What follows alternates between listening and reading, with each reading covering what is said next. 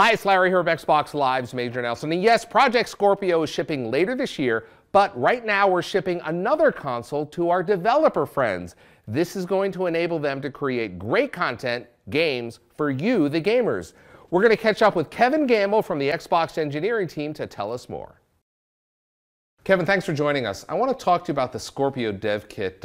Why did we do a Scorpio dev kit? So Larry, when we went and kicked off Project Scorpio, we actually went on the road and talked to our third-party development partners and talked to them about really what they wanted in a dev kit. It's important to the team, kind of the way we think about the development process is to get the tools out of the way of the developer and really enable them to create the game they wanted to create and kind of in the vision that they wanted to create it in, and make sure our tools are out of the way. And the dev kit is really an instantiation of the feedback we got from our third-party development partners and first-party development partners. Can you tell us a little bit about game development? Why do we need a separate piece of hardware for game development? That's a good question, Larry.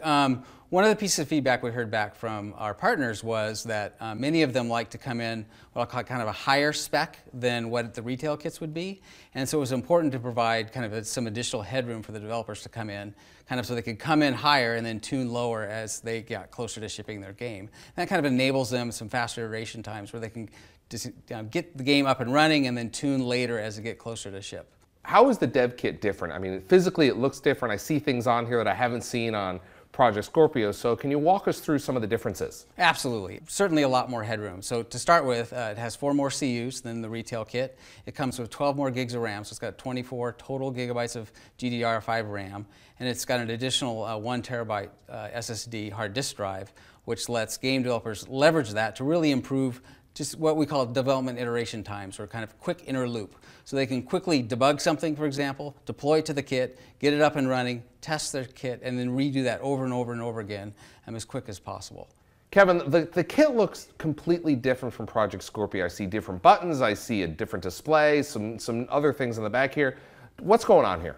So all this is feedback we heard back from both our first and third-party development partners. This is the kit that even the Xbox platform team developers want to use. It is so good from the inside and from the outside. For example, the front panel display and the 5 programmable buttons.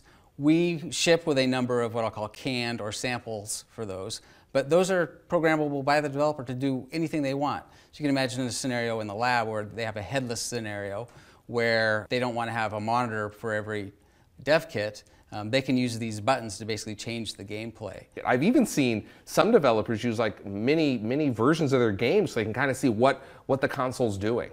I hope we actually have kind of an open source ecosystem of this eventually in the long run. But game developers can do anything they want with it. I've seen frame rate, as you mentioned. I've seen many versions of the game.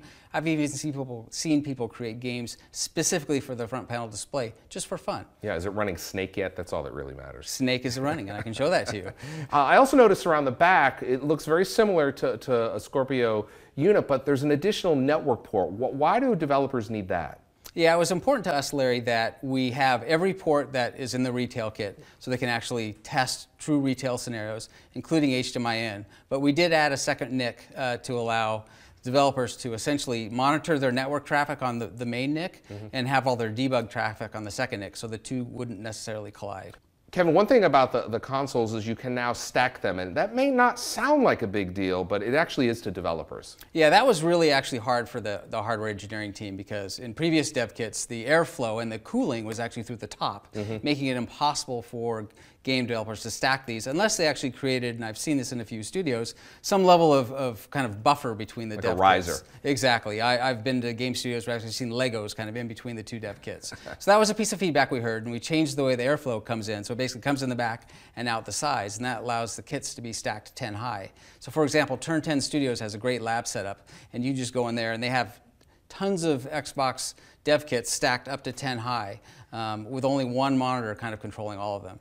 Kevin, I want to talk about Dolphin. For those of us that have been in the Xbox team for a long time, it's a major moment when Dolphin appears on the console. Can you give us some history of Dolphin and how it appears on this XDK? Absolutely, Larry. Dolphin has a lot of sentimental value for me. As we start a project, one of the first things we actually start to implement is Dolphin on console, and we've actually done this since the original Xbox.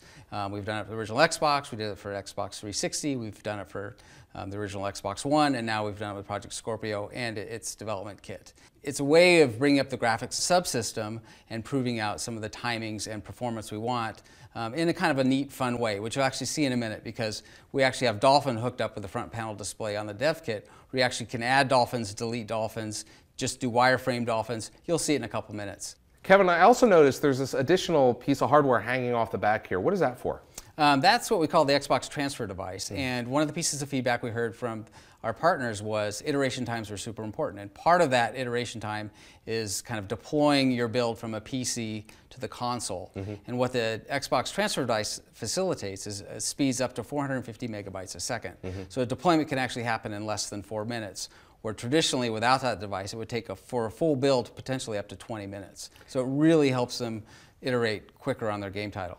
Sounds like you checked a lot of boxes for developers, and that can mean really one thing, which is great games coming to Project Scorpio. You got it, Larry. You're absolutely right.